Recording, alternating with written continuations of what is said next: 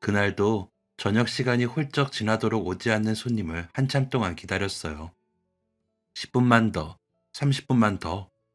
혹시 모를 손님을 기다리다 보니 늦은 밤이 되어서야 마감을 했습니다. 한자리에서 분식집을 운영하며 장사를 한 것도 벌써 10년째. 최근 몇 년 사이 손님이 확 줄어들면서 겨우 가게를 유지하며 하루하루 버티듯 살고 있었죠. 오늘은 얼마나 팔았으려나 장부를 살펴볼 때마다 깊은 한숨만 나왔습니다. 돈 들어갈 곳은 넘쳐나는데 수입은 형편없었어요. 그래도 내일은 오늘보다 낫겠지. 지금까지 그랬던 것처럼 묵묵히 자리를 지키며 장사를 하다 보면 나아지겠지. 매일 스스로에게 최면을 걸며 버텼습니다.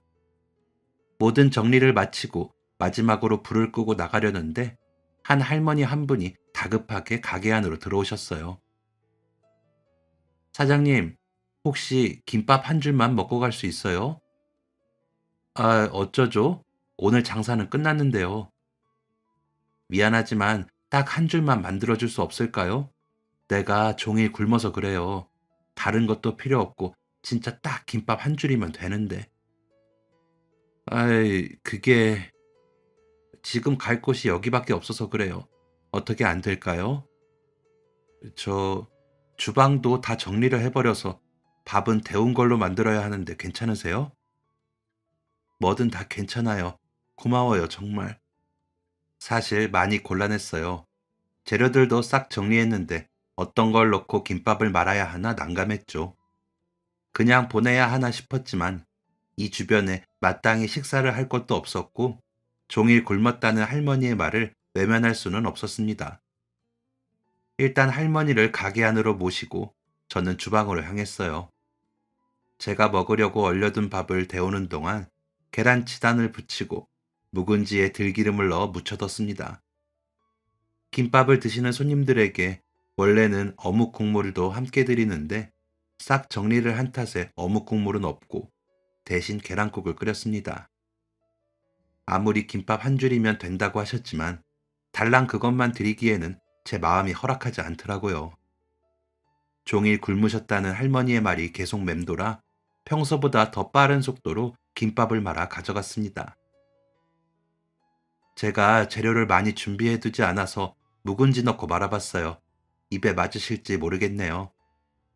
세상에, 너무 맛있겠네요. 잘 먹을게요. 김밥과 계란국을 가져다 드리자 할머니는 기다렸다는 듯 식사를 하셨습니다. 어찌나 맛있게 드시던지 만들어 드리길 잘했다는 생각이 들었어요. 제가 만들어 드린 음식을 먹고 행복해 하시는 모습을 보니 괜히 마음이 뿌듯했습니다. 할머니가 편하게 식사하실 수 있게 저는 주방으로 돌아가 조금 전 요리를 하느라 꺼냈던 식기들을 정리했어요. 한참 주방을 치우고 있는데 언제 오셨는지 할머니가 제 쪽으로 다가오셨어요. 혹시 뭐 더 필요하세요? 국 좀 더 드릴까요? 아니요. 덕분에 아주 배부르게 잘 먹었어요. 오랜만에 정말 맛있는 식사였어요. 정리하는 것 같아서 인사하고 가려고요. 오늘 정말 고마웠어요. 참, 김밥값은 테이블 위에 뒀어요. 또 올게요. 맛있으셨다니 다행이네요. 조심히 가시고 언제든 편하게 식사하러 오세요. 괜찮다는 할머니를 문 밖까지 배웅해드리고 저는 할머니가 앉아있던 자리로 돌아왔어요. 테이블 위를 보니 맛있게 드셨다는 할머니의 말씀은 정말이었습니다. 접시와 국그릇은 처음부터 아무것도 없었던 것처럼 텅 빈 상태였거든요. 그 모습을 보니 피식 웃음이 났습니다. 오늘 할머니께 김밥 만들어 드리길 정말 잘했다는 생각이 들었죠. 접시 옆에는 할머니가 두고 간 지폐가 놓여 있었어요.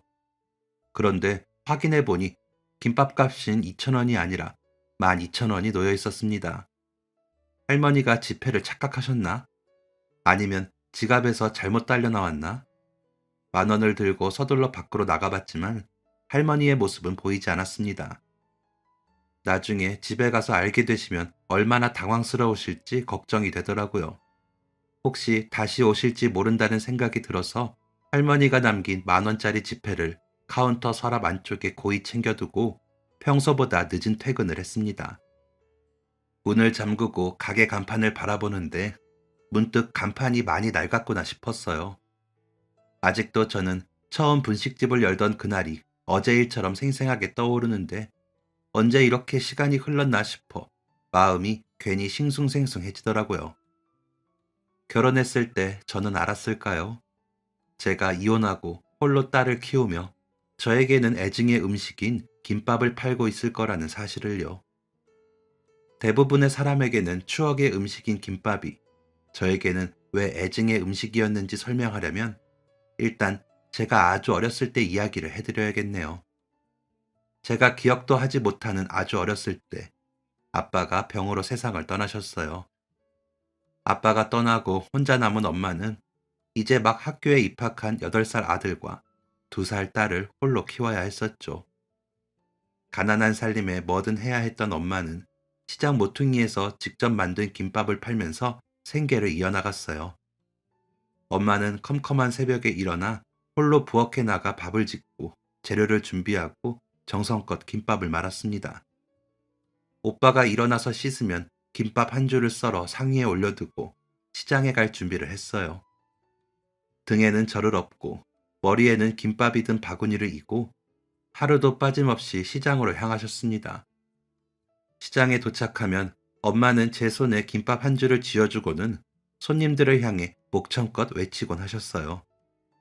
김밥이 남기라도 하면 시장을 돌아다니면서라도 다 팔아야만 집으로 향하셨습니다. 자라면서 저는 자연스럽게 엄마를 돕게 됐어요. 비록 고사리 손이었을지언정 자신을 돕는 일손이 늘어나자 엄마는 하루에 2번씩 김밥을 말았습니다. 새벽에 말아서 아침 장사를 하고 오후에 말아서 저녁 장사를 했어요. 엄마를 도와야 했기에 친구들과 놀고 싶어도 학교가 끝나면 곧장 집으로 가야 했죠. 어린 마음에 그 시절에는 참기름 냄새도 싫었어요. 남들에게는 고소한 김밥 냄새가 저에게는 벗어날 수 없는 가난의 냄새처럼 느껴졌거든요. 그렇게나 싫었지만 혼자 고생할 엄마를 생각하면 결국 제 발걸음은 집으로 향했습니다. 엄마가 이렇게 열심히 일을 하는 이유는 다 오빠 때문이었어요. 엄마는 눈이 오나 비가 오나 단 하루도 빠지지 않고 김밥을 말았습니다.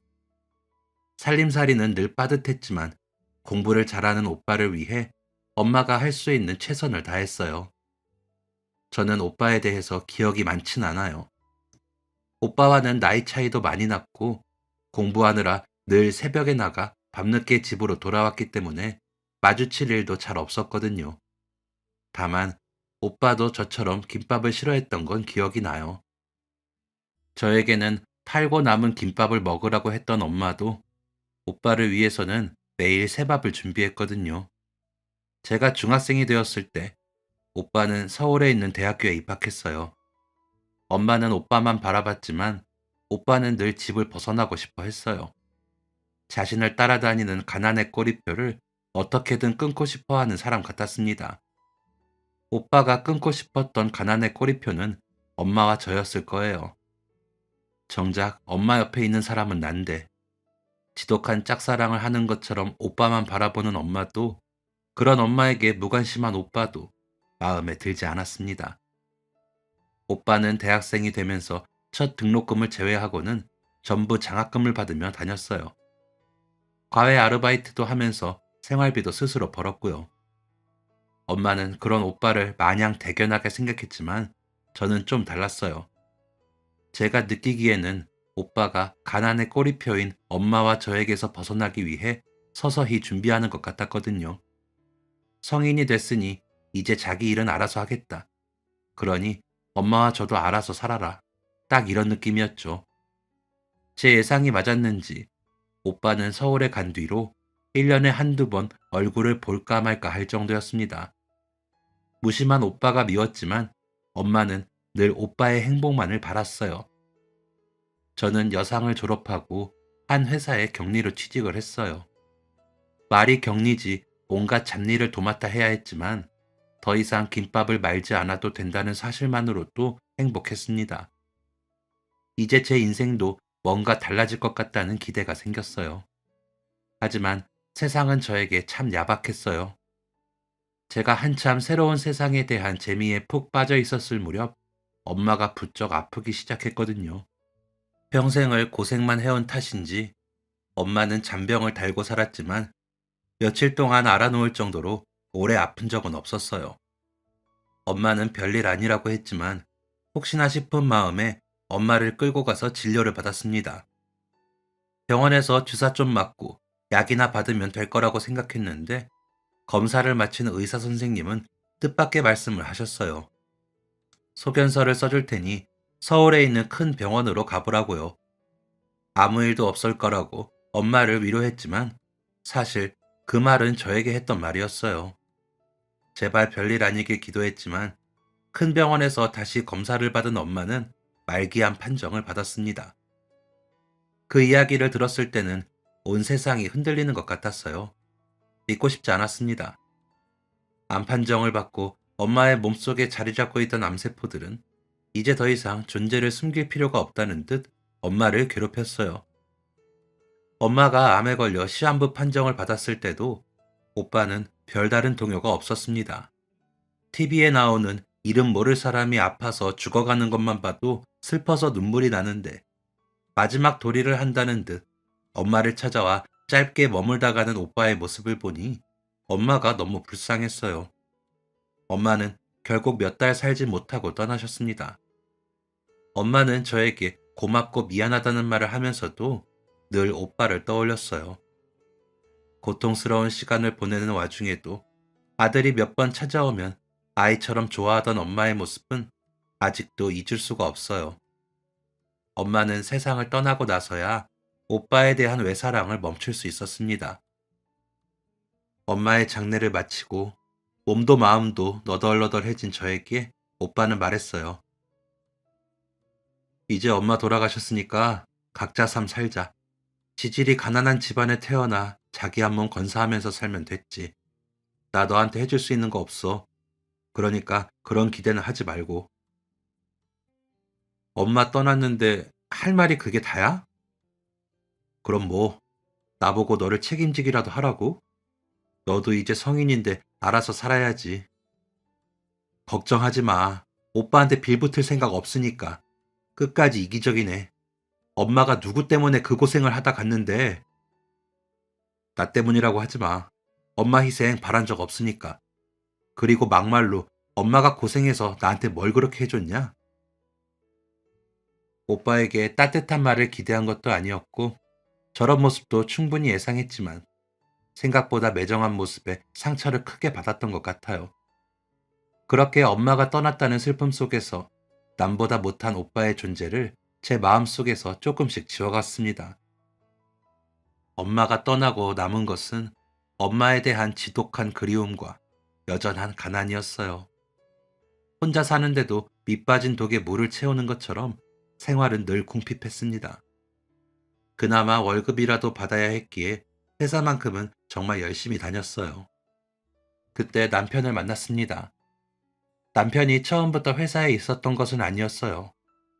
제가 입사하고 1년 정도 지났을 때였나? 갑자기 사장님 아들이라는 사람이 이사 직함을 달고 회사에 나타났죠. 남편은 처음부터 저에 대한 관심을 노골적으로 드러냈어요. 처음엔 그런 관심이 부담스러웠지만 사장님 아들이었기 때문에 싫은 티도 제대로 내지 못했었죠. 그렇게 대충 받아주면서 지내다 보니 남편은 더 적극적으로 저에게 구애하기 시작했습니다. 누군가 저에게 관심을 보인 것도 처음이었고, 엄마가 떠나고 사람이 그리워서 그랬는지 저도 남편에게 점점 마음을 열게 되었어요. 비록 저보다 12살이나 많고 이혼남이었지만 그런 건 크게 신경 쓰이지 않았어요. 이 사람의 여유로움이 좋았어요.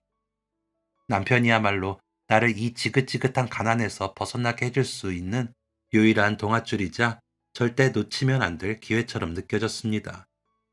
형식적으로 제 결혼식에 왔던 오빠도 전 남편의 조건이나 됨됨이에 대해 크게 관심이 없었어요. 결혼식 이후로 오빠와는 완전히 남남처럼 지내게 됐지만 상관없었어요. 저도 이제 제 가족이 생겼으니까요. 남들이 뭐라고 생각하든 저만 행복하게 살면 그걸로 됐다고 생각했습니다.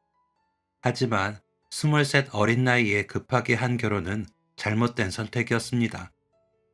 사랑하는 사람과 함께하는 핑크빛 미래를 꿈꿨지만 현실은 잿빛이었어요. 결혼과 동시에 회사를 그만두게 된 저는 시댁에서 시부모님을 모시고 함께 살게 되었어요.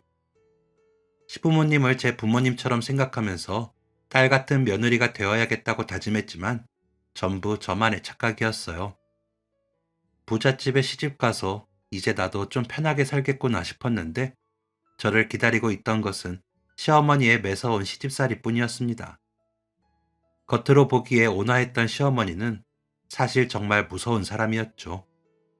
저를 바라보는 눈빛은 늘 차가웠고 보잘것없는 저를 받아줬으니 무조건 자신에게 순종하고 살아야 한다며 그저 내만 하면 된다고 하셨어요. 우리 아들 한 번 이혼했어도 얼마든지 좋은 집안이랑 재혼할 수 있었어. 애가 하도 좋다니까 받아줬다만 아직 완전히 받아들인 건 아니야. 일단 아들부터 낳아. 나이가 어리니 애는 잘 들어서겠지. 지금이야 저런 말들이 가스라이팅이라는 것을 잘 알지만 그때는 제가 생각해도 바보 같을 정도로 몰라서 시어머니 말대로 해야 한다고 생각했어요. 시어머니가 저에게 했던 고상한 폭언 중에서 유독 아들에 대한 압박이 심했습니다. 아들을 낳아서 빨리 대를 이어야 한다고 눈만 마주치면 임신 이야기를 하셨어요. 임신이라는 게 어디 마음먹은 대로 되나요? 날이 갈수록 부담은 늘어가는데 뜻대로 되지 않아서 스트레스도 참 많이 받았어요. 남편은 본인이 나이가 있으니 어머니의 반응이 당연하다며 대수롭지 않게 여겼어요. 그럴 때마다 내 편은 없는 것 같아 사무치게 외로웠습니다. 나에게도 온전히 내 편이 되어줄 진짜 가족이 있었으면 좋겠다는 제 기도가 이루어진 걸까요? 결혼 2년 만에 드디어 아이를 갖게 되었고 저는 눈에 넣어도 아프지 않을 예쁜 딸을 낳았습니다. 뱃속에 꼬박 10달을 품었다가 세상 밖으로 나온 아이는 존재만으로도 제 마음을 가득 채워주었어요. 하지만 시어머니는 아니었어요. 아이의 성별이 딸이라는 이유만으로 탐탁치 않아 했습니다. 아직 산후조리도 끝나지 않은 저에게 얼른 둘째를 낳으라고, 둘째는 꼭 아들이어야 한다며 닥달했어요. 제 딸은 본체만체 했고 출산 후 회복이 덜 된 제 몸 상태는 관심 없다는 듯 아들 타령을 하는 시어머니의 모습에 정말 큰 상처를 받았어요. 그러면서도 마음 한편으로는 보란 듯이 아들을 낳아야겠다는 의지가 타올랐습니다. 하지만 둘째 역시 제 뜻대로 되지 않았어요. 딸이 3살이 됐을 무렵부터 남편은 밖으로 도는 일이 많았고 저도 육아에 시집살이에 많이 지쳐 있었거든요. 딸이 5살이 되도록 둘째 소식은 없었지만 아직 저는 20대였고 얼마든지 기회가 있다고 생각했어요. 그런데 기회고 뭐고 정말 말도 안 되는 일이 벌어졌습니다. 딸이 낮잠을 잘 시간이라 재워놓고 한참 집안일을 하고 있는데 갑자기 초인종 소리가 울렸어요. 종종 화장품을 방문 판매하시는 분이 시어머니를 찾아왔기에 오늘도 그분이 오신 줄 알고 아무 생각 없이 현관문을 열었죠. 그런데 문 밖에는 처음 보는 여자가 갓난아기를 품에 안고 서 있었어요. 깜짝 놀라서 누구냐 물었더니 저를 훑어보던 여자는 자신의 품에 있는 아기가 남편의 아기라며 다짜고짜 집 안으로 쳐들어왔습니다. 여자와 아기의 등장에 집안이 발칵 뒤집어졌어요. 여자는 자신과 남편이 3년 전부터 만남을 가졌고 아이를 낳게 됐다는 말을 하더군요. 남편이 저와 이혼하고 올 테니 조금만 기다려달라고 했지만 100일이 지나도록 이렇다 할 말이 없어서 직접 오게 됐다며 불륜녀 주제에 뭐가 그리 당당한지 제 눈을 똑바로 보고 이야기했습니다. 정작 저는 기가 막혀 아무 말도 나오지 않았어요. 시어머니의 전화를 받고 남편이 곧장 집으로 왔지만 남편의 태도가 애매했습니다. 잘못했다고 싹싹 빌지는 못할 망정 자신이 바람핀 것을 제 탓으로 돌렸어요. 아이만 돌보고 자신에게는 관심이 없어서 그랬다면서요. 아들이 밖에서 자식을 낳았다는 사실에 화가 났던 시어머니는 막상 아기가 아들이라는 것을 알고 난 뒤에 묘하게 분위기가 바뀌었습니다. 애미야, 남자들 다 한 번씩 딴짓 하잖니. 이번에는 네가 넘어가 줘라. 애는 우리 집안 핏줄이니 우리가 걷어 키우는 게 맞고. 어머니, 그게 무슨 저보고 남의 자식을 키우란 말씀이에요? 남은 아니지. 우리 이씨 집안 핏줄인데 못 키우겠으면 뭐 정말 이혼이라도 하겠다는 거야? 지금 뭐 하시는 거예요? 누가 누굴 키운다고요? 저라고 가만히 있을 줄 아세요? 저도 우리 아들 다른 사람 손에서 자라는 꼴 못 봐요. 이 대형 사고 덕분에 집안은 말 그대로 아수라장이 되었습니다. 남편은 중간에서 이러지도 저러지도 못하고 있지. 아기는 엄마에게서 떼어놓으려고만 하면 빽하고 울지. 우리 집안에 폭탄을 던진 여자는 조만간 다시 오겠다는 말을 남기고 떠났어요. 이혼이라니. 아무리 시집살이가 힘들어도 맹세코 이혼이라는 건 상상해 본 적도 없었어요. 그런데 제 잘못도 아닌 일로 이혼이 입에 오를 일인가요? 시어머니는 며칠 동안 저를 들들 볶으면서 이혼하기 싫으면 아이를 데려와서 키우라고 하셨어요. 남편 자식이 어떻게 남이냐며 저를 매정한 사람 취급하더라고요. 남편은 저에게 자신의 마음을 이야기했어요. 온갖 핑계를 대면서 둘러댔지만 결론은 제가 아닌 그 여자와 살고 싶다는 소리였어요. 남편이 저에게 속마음을 고백한 이후 둘이 무슨 이야기를 나눴는지 시어머니의 태도가 바뀌었습니다. 아이를 키우라는 말 대신 은근히 이혼을 부추기더군요. 시아버지가 섭섭치 않게 챙겨줄 거라면서요. 더 이상 가족들의 외면을 마주하는 것이 힘들었던 저는 결국 이혼을 선택하기로 했어요. 23살의 시집와 7년 동안 이 집에서 외딴 섬처럼 지냈던 지난 날들에 대한 보상은 고작 3천만 원이었습니다. 그리고 양육비 명목이라며 지방에 있는 작은 아파트 한 채를 줬어요. 시아버지가 가지고 있는 수많은 부동산 중에서 굳이 저 멀리 있는 지방에 있다는 걸 줬다는 것은 앞으로 볼일 없이 살자는 뜻이었겠죠. 그렇게 상처뿐인 결혼 생활을 끝내고 저는 아무 연고도 없는 지방으로 딸과 함께 내려왔습니다. 이제 가족이라고는 딸과 저 단 둘뿐이었습니다. 아무것도 모르는 아이를 보면 마음이 미어졌어요. 근데요, 참 신기하죠? 갑자기 저랑 둘이 살게 됐는데 딸은 아빠를 전혀 찾지 않더라고요. 그런 모습을 보면 차라리 이혼하기 잘했다 싶기도 했어요. 저는 가장이자 딸의 유일한 보호자로서 더 막중한 책임감을 느꼈습니다. 딸을 보란 듯이 잘 키우기 위해서는 돈을 벌어야 했어요. 그런데 막상 일자리를 구하려니 막막하더라고요. 아이가 유치원에 가 있는 동안 해야 하는 일을 구해야 하는데 그렇다 보니 선택의 폭이 많이 줄었습니다. 그러다 정말 운 좋게 집 근처에 있는 한 식당에서 오전부터 저녁 장사 준비까지 하는 일을 구하게 됐어요. 원래는 저녁 장사도 도와야 하지만 직장인이 몰리는 점심이 더 바쁘기도 했고 아이를 혼자 키우는 제 사정을 봐주신 사장님 부부 덕분에 그렇게 할 수 있었어요. 음식이야 어렸을 때부터 해왔고 결혼한 후로 살림은 혼자 다 했기 때문에 자신 있었어요. 엄마의 손맛을 물려받은 게 이럴 때 도움이 될 줄은 몰랐는데 시어머니의 구박이 무서워 서둘렀던 습관도 이곳에서 빛을 발했습니다. 그럴 때면 인생이 참 웃기기도 하고 슬프기도 했어요. 어쨌든 이곳에서는 손도 빠르고 야무지다는 칭찬을 받으며 지냈으니까요. 정말 오랜만에 다른 사람에게 칭찬을 받으니 일하는 게 참 즐거웠습니다. 처음 몇 달은 아무 문제 없었어요. 아이도 이곳 생활에 잘 적응했거든요. 그런데 계절이 바뀌면서 아이가 아픈 날들이 부쩍 많아졌어요. 다행히 큰 이상이 있는 건 아니었지만 늘 감기를 달고 살았고 열이 오를 때면 저에게만 매달리는 탓에 자꾸 일을 빠지게 됐죠. 사장님 부부는 최대한 제 편의를 봐주셨지만 언제까지 가게에 피해를 줄 수도 없는 노릇이고 결국 저는 일을 그만두기로 결정했습니다. 사장님, 저 이번 달까지만 하고 그만둬야 할 것 같아요. 아영 엄마, 왜 그래? 무슨 일 있어? 아니요, 제가 자꾸 빠지게 되니까 죄송해서 그렇죠. 요즘에야 괜찮다고 하지만 아영이가 또 언제 아플지 모르고요. 사장님이 편히 봐주시는 거 너무 감사한데 계속 그러기가 죄송스러워서 안 되겠어요. 아이 참. 아영 엄마 같은 사람이 흔치 않은데.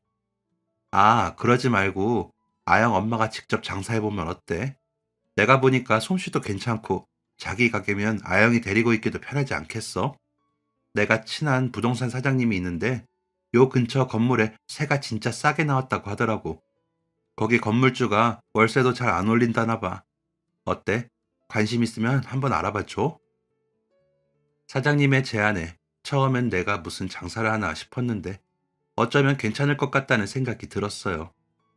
음식이라면 나름대로 자신이 있었고 내 가게니까 딸에게 무슨 일이 생겨도 곧바로 해결할 수 있지 않을까 싶었죠. 일단 어떤 곳인지 구경이나 해보자는 생각으로 사장님이 알려준 대로 가게 자리를 보러 갔어요. 주택가를 지나치니 지은 지 꽤 오래되어 보이는 상가 건물들이 오밀조밀 모여 있었어요. 사장님이 알려준 그 상가도 제법 세월의 흔적이 느껴졌지만 관리가 잘 되고 있는지 전체적으로 깔끔했고 1층이라 위치도 괜찮아 보였어요. 무엇보다 근처에 학교가 있었고 주변 건물보다 시세가 저렴해서 더 망설이다가는 놓칠 것 같았죠. 답사를 끝내고 곧장 부동산에 가서 건물주의 대리인과 계약을 진행했습니다. 아껴뒀던 위자료로 가게를 얻었으니 이제는 정말 열심히 살아야 했어요. 저는 누구나 쉽게 들릴 수 있는 분식집을 차렸어요. 개업을 하고 그날부터 매일 김밥을 말고 떡볶이를 팔았습니다. 사람 인생이라는 게 참 재밌죠. 냄새도 맡기 싫었던 김밥이었는데 결국 그 김밥 덕분에 저와 딸이 먹고 살 수 있다는 게 아이러니했어요. 장사는 생각보다 수월했어요. 음식 만드는 건 어렵지 않았고 장사도 꽤 잘 되는 편이었죠. 출퇴근길 직장인들은 식사 대용으로 김밥을 사갔고 학생들은 학교가 끝나면 3, 3, 5 짝을 이루어 방앗간에 들르는 참새처럼 찾아왔어요. 비록 대단한 음식은 아니지만 제가 정성스럽게 만든 음식을 먹고 행복해하는 손님들의 모습을 보는 것은 꽤나 즐겁고 보람있는 일이었습니다. 무엇보다 딸을 늘 곁에 두고 돌볼 수 있다는 것이 더없이 감사했어요. 5살이었던 딸이 초등학생이 되고 중학생이 될 때까지 몇 년 동안 정말 즐겁게 일했습니다. 이렇게만 살 수 있다면 평생 동안 김밥을 말아도 좋을 것 같았어요. 그런데 요즘 들어 저에게도 큰 고민이 생겼습니다. 최근 몇 년 사이 주변 건물에 있던 상점들이 빠지기 시작하면서 비어있는 건물들이 늘어났고 그렇다 보니 유동인구가 서서히 줄어들었죠. 가게가 다 빠지면 이 동네 건물을 다 허물고 새로운 쇼핑센터가 들어선다는 것 같더라고요. 처음엔 괜한 소문이겠지 싶었는데 제 분식집이 있는 상가 건물도 건물주가 바뀌면서 재계약을 하지 않겠다는 통보를 받았습니다. 그렇게 같은 건물에 있던 점포들도 하나씩 빠지고 이제는 몇 군데 남지 않게 되었어요. 주변이 어수선하다 보니 주된 고객이었던 학생들도 슬슬 이쪽으로는 발걸음을 끊더라고요. 함께 장사를 하던 이웃들이 그 자리를 떠나면서 제 고민도 깊어졌습니다. 이곳에서 장사를 할 수 있는 것도 길어봐야 6달. 지금까지는 애써 자리를 지켜왔지만 그나마 단골 손님 외에는 찾아오는 사람도 없어서 오히려 가게 문을 여는 게 적자였거든요. 그래도 여전히 제 손맛을 그리워하는 손님들 때문에 매일 장사를 하고는 있지만 통장 잔고를 보면 한숨만 나왔습니다. 근처 다른 곳으로 가게를 옮길까 생각도 해봤는데 10년 동안 동결이었던 제 가게 보증금으로는 턱도 없었어요. 대출을 얼마나 받을 수 있을지도 모르겠고 이제 딸도 고등학생이 되니 차라리 가게 정리하고 다른 데서 직원으로 일하는 게 낫지 않을까? 오만 가지 생각에 머릿속이 어지러웠습니다. 하루라도 빨리 접는 게 낫겠다 싶으면서도 지금처럼 손님이 맛있게 식사를 하고 가시는 모습을 보면 쉽게 정리할 수가 없었어요. 할머니가 다녀간 다음 날에도 저는 같은 시간에 가게를 열었습니다. 딸은 손님도 많이 없는데 천천히 나가라고 했지만 그건 또 마음이 불편하더라고요. 얼마나 장사를 더 할 수 있을진 모르겠지만 일단 그만두기 전까지는 하던 대로 열심히 하고 싶었어요. 힘차게 시작했던 마음과는 달리 오늘도 손님은 몇 팀 없었어요. 누굴 기다리는지도 모르고 가게에 앉아 멍하니 시간을 보내는 사이 시계는 벌써 밤 9시를 가리키고 있었습니다. 이제는 정리를 하자 싶어 슬슬 퇴근할 준비를 하려는데 어제 왔던 그 할머니가 다시 오셨어요. 할머니 얼굴을 보니 어제 두고 가신 10,000원이 생각났어요. 10,000원을 꺼내려는데 할머니는 웃으며 말씀하셨습니다. 내가 오늘은 30분 일찍 왔는데 다행히 하고 있네요. 오늘도 김밥 한 줄만 부탁해요. 아침에 일어났는데 여기 김밥이 그렇게 생각나더라고. 저는 할머니에게 자리에 앉아 계시라고 말씀을 드리고 김밥 한 줄을 정성껏 말아 어묵 국물과 함께 내어드렸어요. 그리고 10,000원을 챙겨 다시 할머니에게로 갔습니다. 제가 10,000원을 내밀자 할머니는 깜짝 놀라셨어요. 응? 이걸 왜 나를 줘요? 어제요. 김밥은 2,000원인데 10,000원을 더 주고 가셨더라고요. 착각하신 것 같아서 챙겨뒀어요. 아이고, 나 참. 이건 어제 마감 다 해놓고도 선뜻 김밥도 주고 같이 먹으라고 메뉴에 없는 계란국까지 챙겨준 게 고마워서 사장님한테 드린 건데. 사장님, 팁 몰라요? 팁? 네? 아니에요. 분식집에서 김밥 드리는 게 무슨 큰일이라고요. 그냥 이 늙은이 마음이라고 생각하고 받아둬요. 내가 이 김밥을 먹으니까 옛날 생각이 얼마나 나던지. 정 고마우면 내일도 이 시간까지 문 열어줄 수 있어요? 제 김밥을 먹고 옛날 생각이 났다던 할머니의 눈가는 어딘가 모르게 촉촉하게 젖어들었습니다. 더 이상 거절하는 것도 예의가 아닌 것 같아 저는 할머니가 주신 10,000원을 다시 소중하게 챙겼어요. 그날도 할머니는 김밥값과 함께 10,000원을 더 주고 집으로 가셨어요. 자신의 마음을 채워준 보답이라면서요. 신경 써주시는 할머니의 마음이 고마우면서도 괜히 미안한 마음이 들었어요. 다음날 밤 9시가 다가오자 저도 모르게 문 쪽을 바라보게 되었습니다.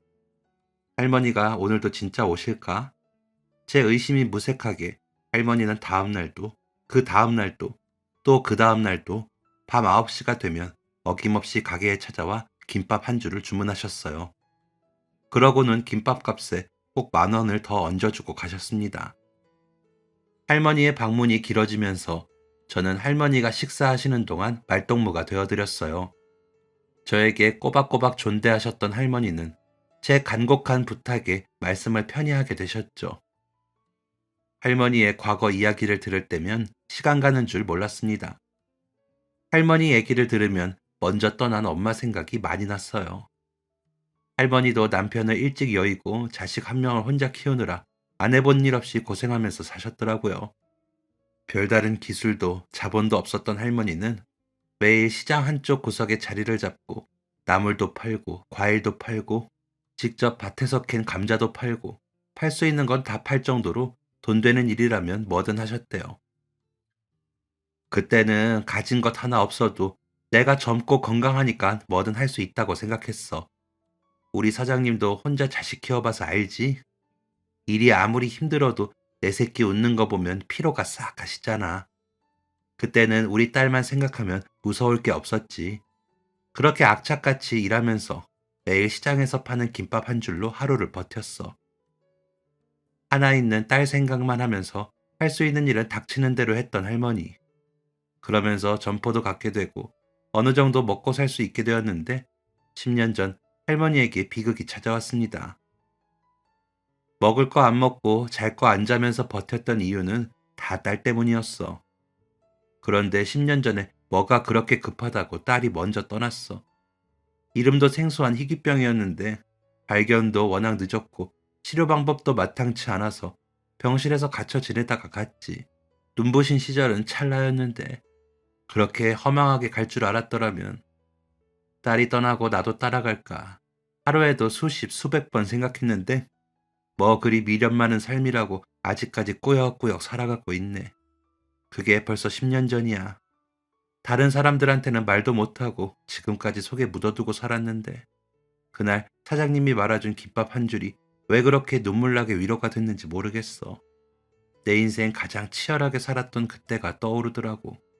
힘들었지만 행복했던 그 시절 말이야.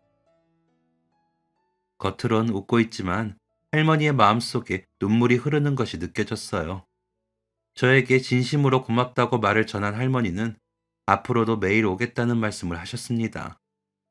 가게를 할 수 있는 시간이 그리 길진 않았지만 결심했습니다. 할머니가 주시는 팁이 딱 100만 원이 될 때까지만, 그때까지만 할머니를 위해 진심을 다해 김밥을 말아야겠다고요. 할머니는 그 뒤로 단 하루도 빠짐없이 매일 밤 분식집에 오셨어요. 제가 만든 김밥을 그 누구보다 맛있게 드시고는 늘 그렇듯 10,000원을 주시고 집으로 가셨습니다. 할머니가 주신 10,000원 팁이 서랍에 차곡차곡 쌓이는 만큼 할머니에 대한 정도 쌓여갔어요. 제 음식을, 우리 가게를 이렇게나 좋아하는 할머니를 두고 가게를 접어야 한다는 생각이 들 때마다 마음이 참 아쉬웠습니다. 100일이 이렇게 짧았나 싶을 정도로 시간은 빠르게 흘렀습니다. 오늘로써 제가 마음속으로 정한 100일이 끝났고 서랍 속에는 100만 원이 고이 쌓여 있었습니다. 이제 할머니에게 더 이상 가게를 열 수 없다는 말씀을 드릴 때가 되었습니다. 다음 날 여전히 같은 시간에 할머니가 오셨어요. 할머니는 아무것도 모르는 채로 늘 그렇듯 김밥 한 줄을 주문하셨어요. 저는 할머니가 처음 가게에 오셨을 때 말아드렸던 김치김밥과 계란국을 준비했습니다. 제가 준비한 음식을 보고 할머니는 반가워하셨어요. 그때 그 고마운 음식이라면서요. 할머니가 식사를 다 하실 때까지 기다렸다가 저는 할머니에게 봉투 하나를 건넸습니다. 이게 뭐냐며 궁금한 표정으로 봉투 안을 살펴본 할머니는 깜짝 놀라셨어요. 아이고, 이게 다 뭐야? 웬 10,000원짜리가 이렇게 가득.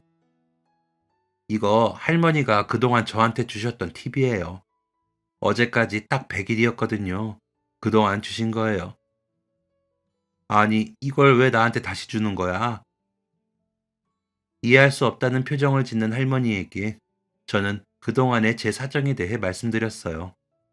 이제 내일부터는 가게 정리를 할 생각이라는 제 말에 할머니는 100만 원이 든 봉투를 받았을 때보다 더 깜짝 놀라셨습니다. 사실은요, 더 빨리 정리를 했어야 했는데 미련이 남아서 질질 끌고 가고 있었거든요. 그런데 할머니 덕분에 100일 동안 마음 정리 잘 끝냈어요. 10년 동안 했던 가게를 정리한다는 게 생각보다 많이 아쉽고 마음이 꽤 힘들더라고요. 그래도 할머니 덕분에 행복한 마음으로 김밥 말면서 마음 잘 추슬렀어요. 이 100만 원은 제가 그동안 장사했던 게 헛된 게 아니었구나. 제 김밥 한 줄에도 위로받고 치유받는 사람이 있다는 걸 알게 해주셔서 감사하다는 의미로 드리는 거예요. 가게는 없어지지만 할머니 늘 건강하게 잘 지내세요. 여기 나가면 다시 안 해? 사장님 솜씨면 어딜 가도 될 텐데. 새로 가게를 알아볼까 했는데 비용이 만만치 않더라고요. 지금 형편으로는 쉽지가 않네요. 여기도 예전 건물주분이 좋은 분이셔서 10년 동안 걱정 없이 장사했죠 뭐. 그동안 한 번도 뵌 적이 없어서 덕분에 장사 잘했다고 인사도 못 드렸는데 주인이 바뀌었거든요. 건물이 아예 없어진다고 하니 더 있을 수도 없고요.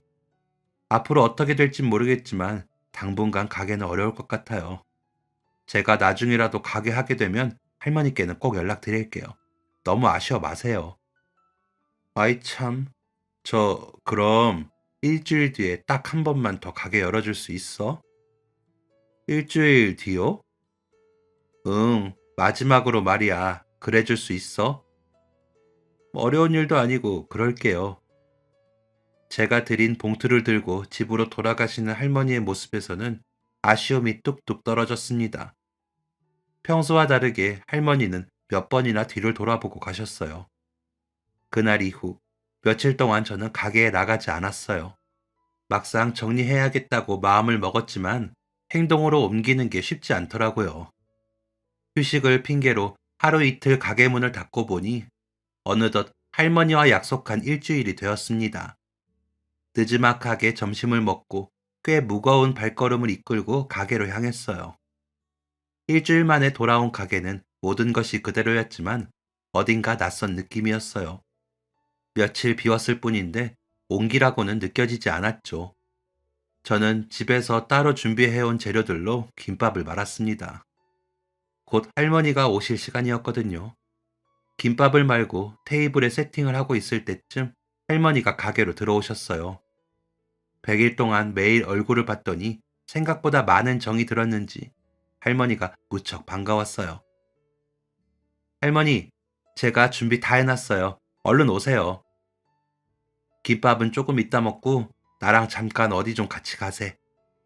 빨리 나오라는 할머니의 재촉에 저도 모르게 할머니를 따라 나갔어요. 가게 앞에는 처음 보는 차가 한 대 서 있었습니다. 할머니를 따라 차에 타자 어딘가로 움직이기 시작했습니다. 문득 정신을 차리고 보니 택시는 아닌데 다른 분이 운전을 하고 있었어요. 이게 무슨 일인가?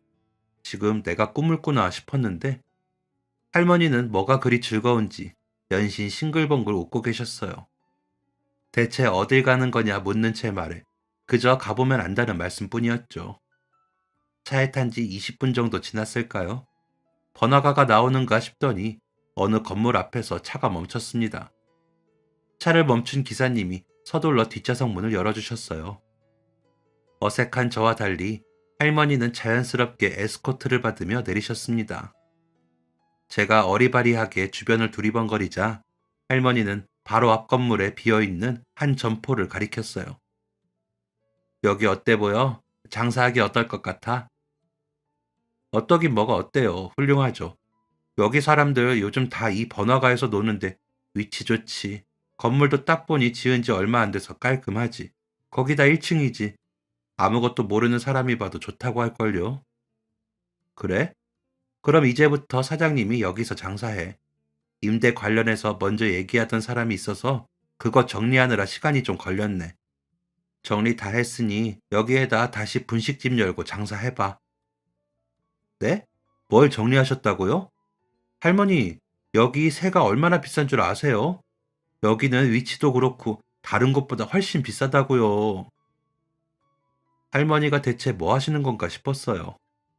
제 김밥이 아무리 좋아도 그렇지 다짜고짜 다시 장사를 하라니요.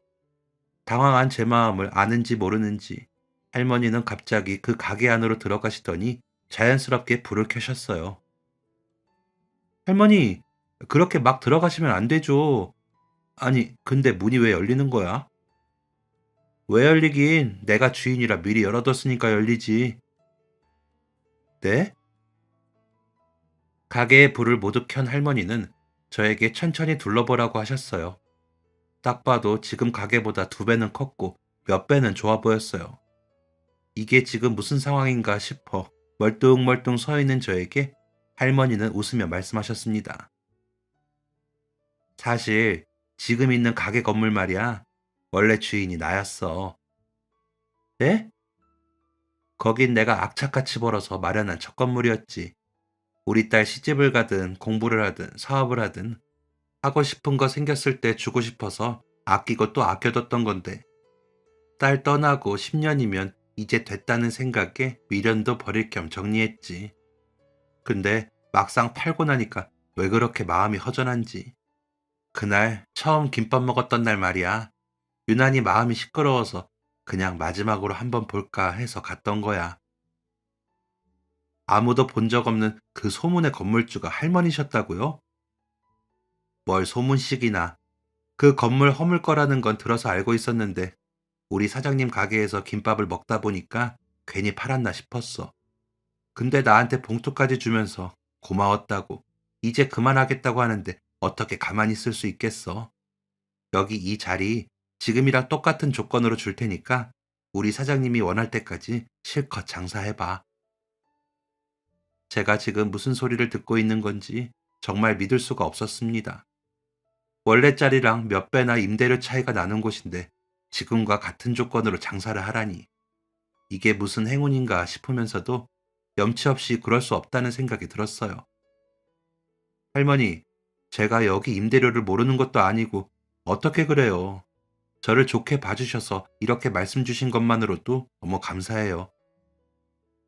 사장님이 나한테 돌려준 100만 원, 그걸 들고 집에 가서 보니까 마음이 그렇게 따뜻할 수가 없더라고. 그것만으로도 사장님은 이미 넘치도록 값을 치렀어. 사장님이 나한테 마음 써준 만큼 나도 내가 해줄 수 있는 거 해주고 싶었어. 주인이 자기 마음대로 하겠다는데 뭐가 문제야? 안 그래? 그래도 제가 정말 그렇게 해도 되는지. 믿을 수 없는 기적 같은 행운에 눈물이 왈칵 쏟아졌습니다. 사실 저요, 할 수만 있다면 장사 계속하고 싶었거든요. 지금은 이렇게 그만두지만 언젠가는 꼭 다시 시작하겠다고 생각했는데 감히 꿈도 못 꿔볼 곳에서 다시 장사를 할 수 있다는 사실에 마음이 벅차올랐습니다. 내일이 되면 깨버리는 꿈이 아닌지 두렵기까지 했어요. 할머니는 자신의 따스한 손으로 눈물 범벅이 된 제 얼굴을 조심스럽게 닦아주시곤 제 손을 잡고 말없이 손등을 쓰다듬어 주셨습니다. 할머니의 거친 손은 제게는 그 어떤 비단보다 보드랍고 포근하게 느껴졌어요.